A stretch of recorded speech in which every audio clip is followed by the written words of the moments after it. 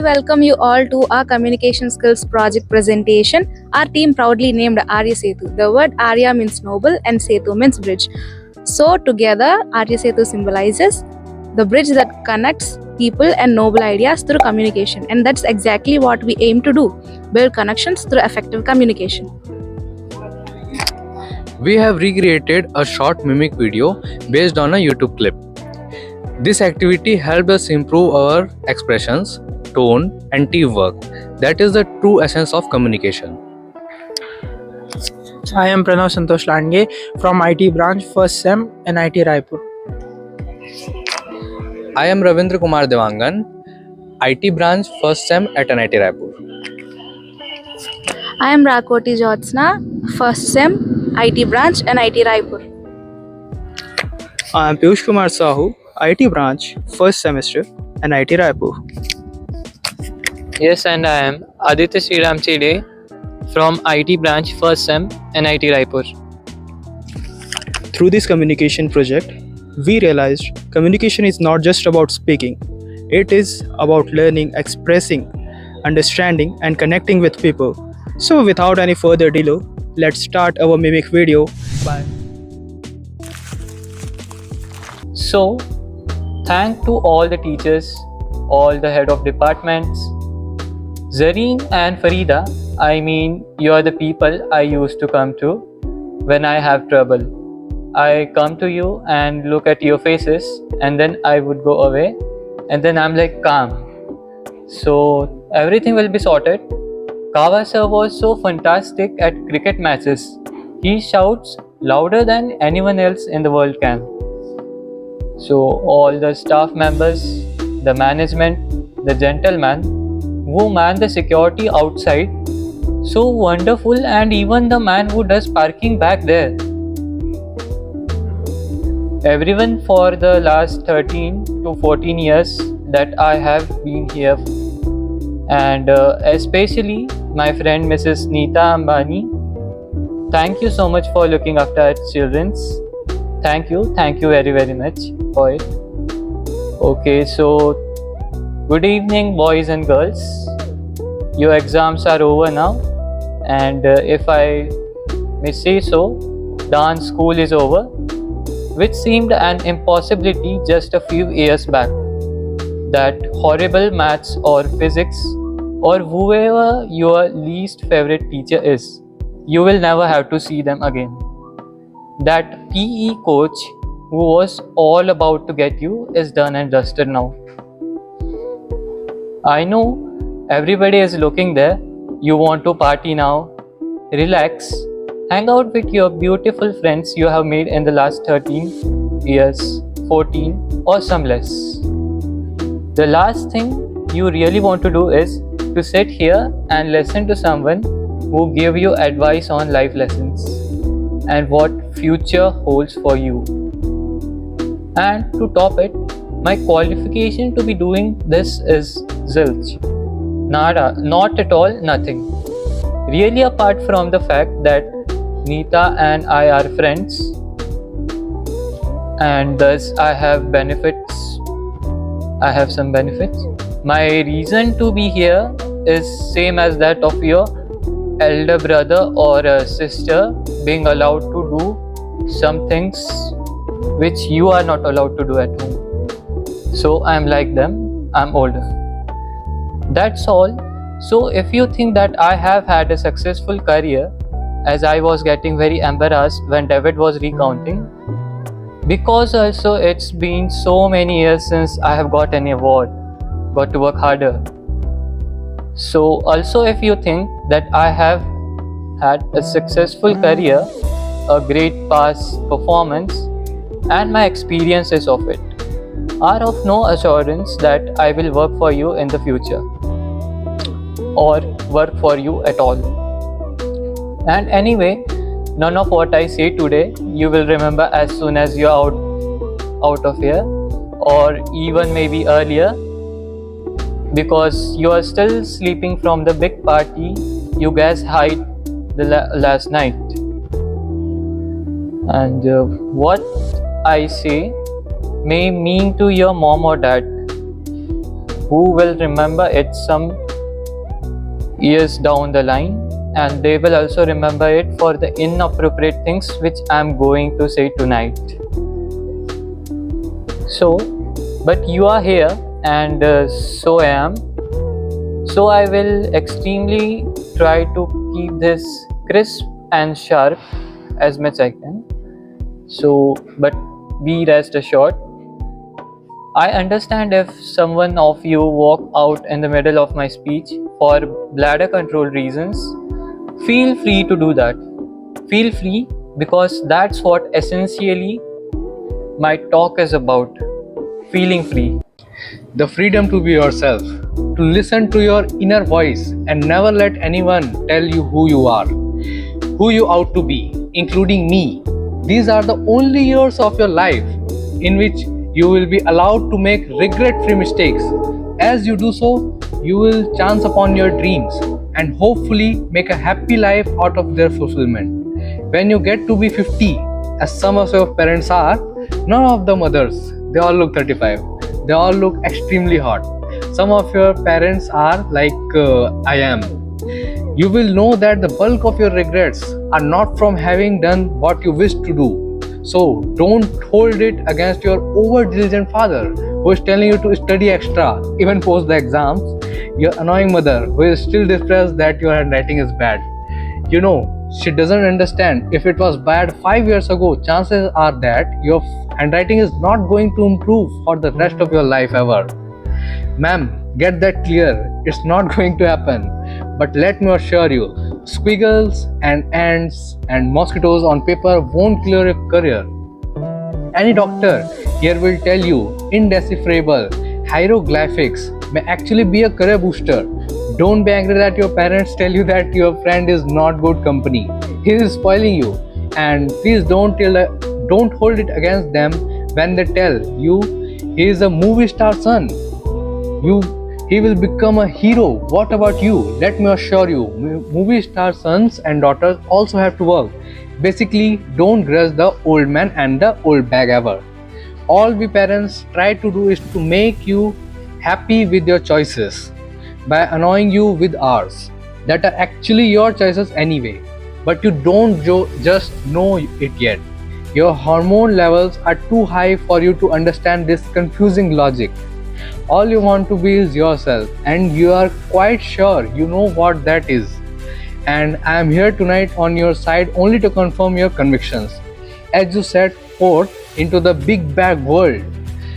From the loving shelters of Mrs. Nita Ambani and all these wonderful and beautiful and warm teachers and faculty who have nurtured you to embark on your own journey throughout life. I was talking about parents because I think tonight is about parents, so I am going to tell you something about my parents. My mother was top class. She was really cool. She loved me and cared unconditionally, was beautiful like all the mothers, and believed that I will be the most successful man in the world and I could do no wrong. In Delhi, they say, "Hamara bachcha na is the apple of my eye." Some Punjabi ladies make it bigger like the pineapple of my eye. So I was the pineapple of my mother's eye. My father was a gentleman. He was very educated, masters in law, extremely intelligent, knew 7 languages and had traveled the world. Knew his politics, fought for the freedom of our country, India, and excelled at sports like hockey, swimming, and polo. He could cook and recite poems and knew the capital of every country in the world. My father was also very poor. He was unemployed and struggling to make ends meet for 15 years of my life. That I had the privilege of knowing him from when I was 10 to when I was 15. Not being able to afford fancy gift for me, he would wrap up something old that belonged to him in the newspaper and declare as my birthday gift when my birthday came along. In the next 11 and a half minutes that I have is the story of 5 gifts my father gave me and how they helped me become what I am today. When I was 10, my father gave me an old chess set. Chess is a reflection of life, they say. And as cliche as it sounds, it's probably true. The first thing it teaches you is that every move has a consequence, whether you perceive that it does or does not. Nothing you do, not a single moment, is empty of living. So think of things through, not always, but often enough. Often enough so your life does not feel as black and white, as uniform as the squares on chessboard. Sometimes in order to move forward, you might need to take few steps back. There is no loss in doing something that hurts in the short run but proves worthwhile in time.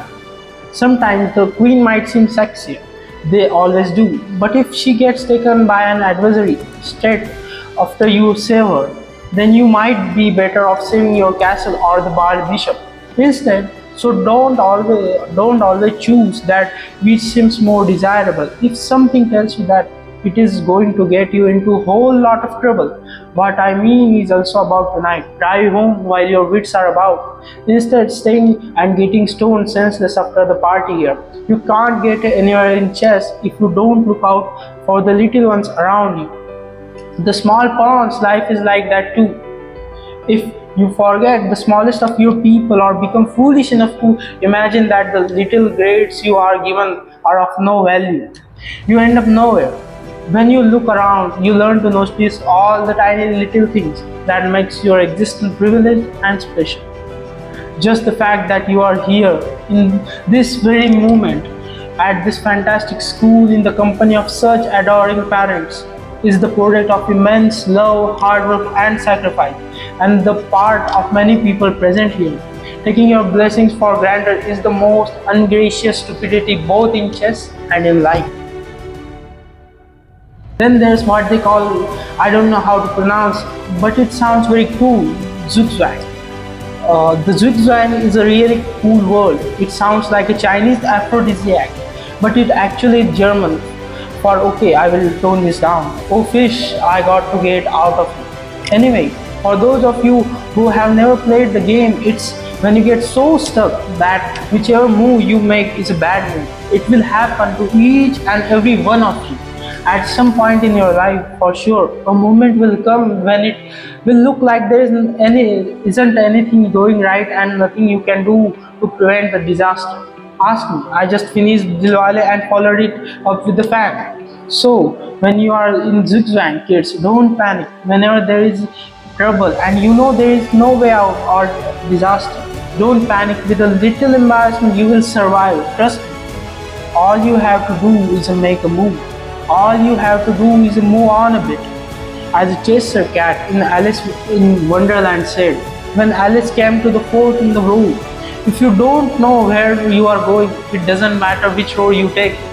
I will add to it, as long as you take one road and don't keep standing in the middle of the fork until your trucks run you over. Often in zigzag, your enemy wins that particular move, but mostly you end up winning the game.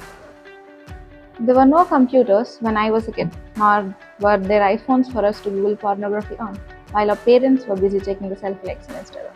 One of the most precious gifts my father gave me was an Italian typewriter.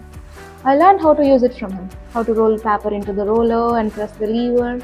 I don't know if you guys have seen a typewriter, Google it. I'd hear the clicking sound of the letters as I pressed them with my fingers, forming words in blank pages. Fascinated me. To use the typewriter well, you needed diligence. One wrong letter and the whole exercise had to be started all over again. We used something called typex to erase our mistakes in those days. Not to sniff out during maths class, but too much typex in maths class or in a typewriting is unacceptable. So we had to learn how to move your fingers accurately, to make words out of sorts with efficiency, and do it over and over again till we got it just right. As an adult, I have to come to understand that there is nothing of more value than your capacity for diligence and your ability to work hard. If you can outwork adversaries and your employees, you can ensure your own success. And whatever it is you choose to do, whatever you are doing, do it once. Then do it one more time, even more careful. Practice will make everything seem easier. Be diligent, be thorough. Think of every job you do as the first one. You have to get it right or you won't be able to impress everyone. And at the same time, do it as your last job, as if you will not get a chance to do it again ever. Don't just work, outwork yourself. Only parents clapping. In fact, you can outwork yourself. If you cannot work yourself, then pretty much nothing can prevent you from learning. My father gave me a camera, and the most beautiful thing about it was it did not work. I learned that things don't always have to be functional to fulfill a need, that sometimes when things are broken, the greatest creativity emanates from the fragments. I found myself looking at my world magically through the unusual lenses. And the fact that there was never any actual photograph to see taught me my most important lesson yet, that creativity is a process of the soul. It does not need any outcome or a product for the world to accept. It needs only the truth of its own expression. It comes from within and makes of your world whatever you wish it to make. So don't be afraid of your own creativity. Honor it. It doesn't always have to be seen, acceptable, or approved by those around you. It is an expression of your deepest self, and it belongs as much to you as it does to the universe that nurtures and inspires it. All creativity is not for everyone to like or understand. All art is not up for the sale. Some creativity has a bigger role to play. It is to keep your company when you're alone, when you need a friend, when the world doesn't seem to be understand you. Your creativity, whatever that may be, A friend of mine who makes dolls out of bar bags from aeroplanes. Whatever your creativity is, your creative will be the only thing that will keep you inspired and satisfied. Honor it to the end, whatever it may be. Mine is poetry. I write rubbish poetry. It's so bad that sometimes I cringe to read it myself. It's crap, but I tried it. It's my secret place. It's mine to make me feel free and happy. So you find yours, and if the world loves it, good. If it doesn't, even better, because now you will truly have a friend to keep your creativity intact. My father is a funny guy. He had the capacity to turn any kind of serious situation in a way that it seemed less stress-filled, with a bit of humor. Without a sense of humor, the world will always be a dull and greedy place. No darkness of despair should ever be beyond a good and a hearty laugh. I'm going to tell you a few incidents if you are not bored. I have got about 7.5 minutes left. We used to live in the third floor of an apartment building, and as people on third floor tend to do, my friends and I used to throw things down from the balcony. Wrappers, tidbits, dog shit wrapped in newspaper, the usual stuff. One day, the old gentleman on the ground floor, for there's always an old senile gentleman on the ground floor. He had enough of our daily droppings. He charged at us, yelling at the top of his voice, भाई साहब, ऊपर से चीजें नीचे आती है, ऊपर से चीजें नीचे आती है.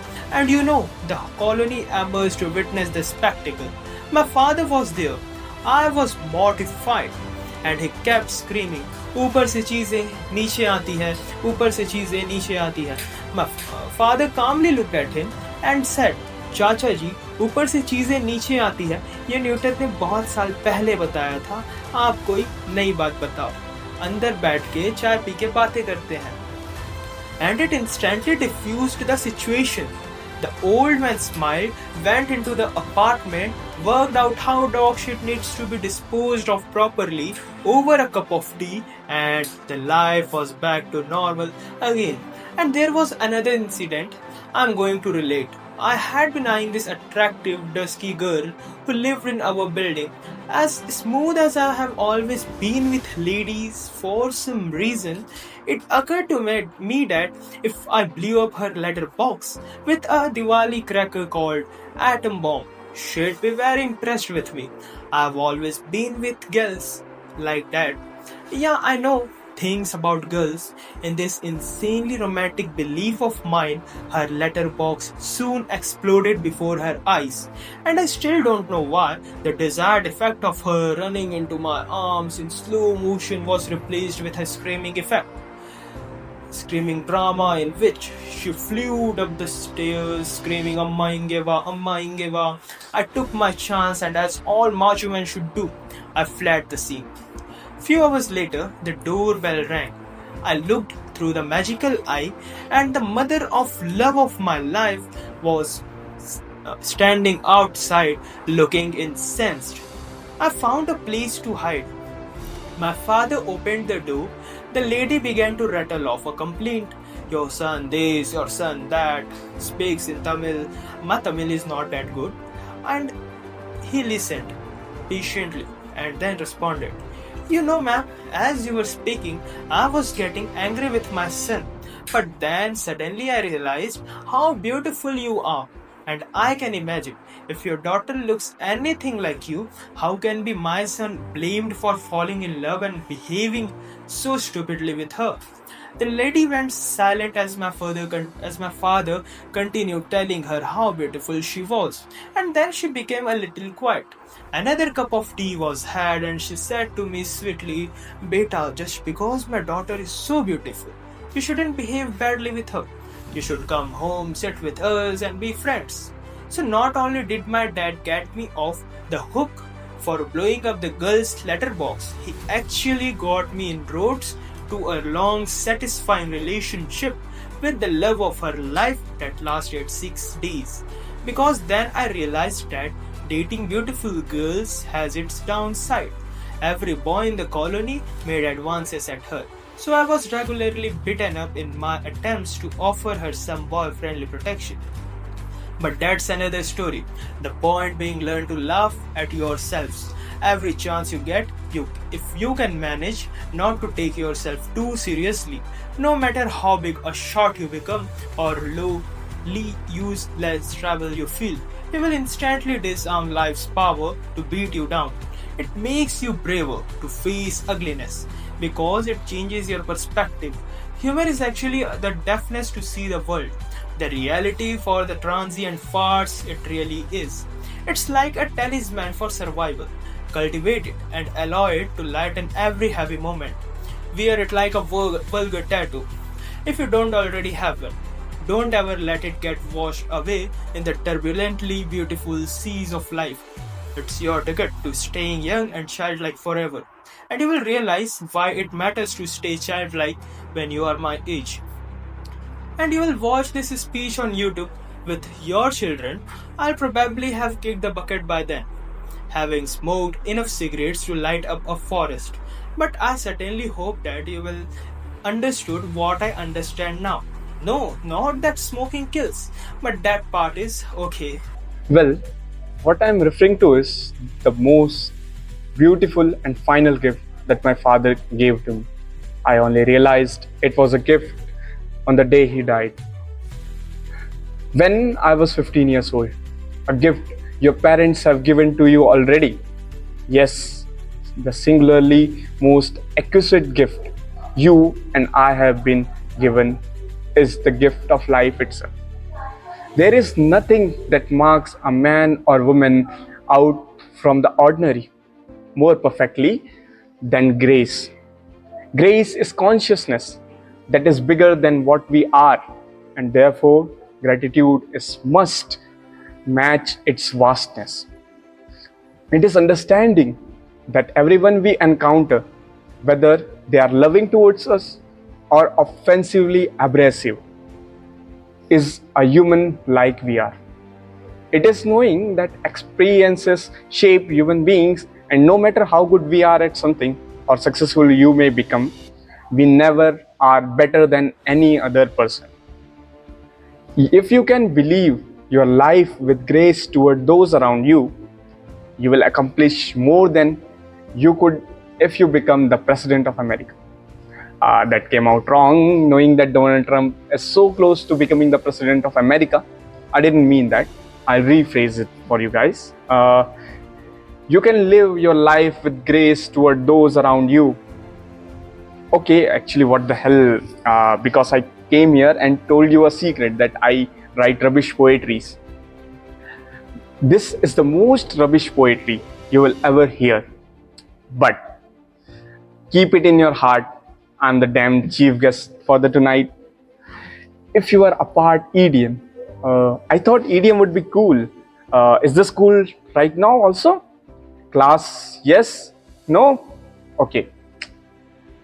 If your after party idiom, stoned sunrise has found you with dark shaped wrappings and friends that not confound you, and you start on this journey with a brave heart about you, If you live life at grace towards those around you, you will get where you want to, and I won't astound you. If it isn't Ferraris and White House that down you, you won't need to entourage to always surround you. It is your truth you will have that will shelter and ground you, and remember this day as the day that unbound you from the walls of this beautiful school and the teachers, exams and all the rules that sometimes seems to hound you. And let me tell you, all will be successful. Let me remind you. It was remind, but it was not rhyming. So boys and girls, go forth, be free, have fun, make wrong choices, make mistakes. You will succeed because the gift of education you have from this wonderful institution, the love has given to you, and the genes that your parents has provided you with will always look after you. And when you succeed, don't forget your least favorite teacher, because he or she actually cared you the most. Love you all. Be happy.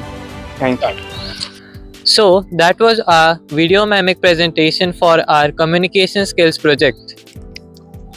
We really enjoyed working together and hoped you liked our presentation. Through this activity, we learned how team works and how communication makes every idea more powerful.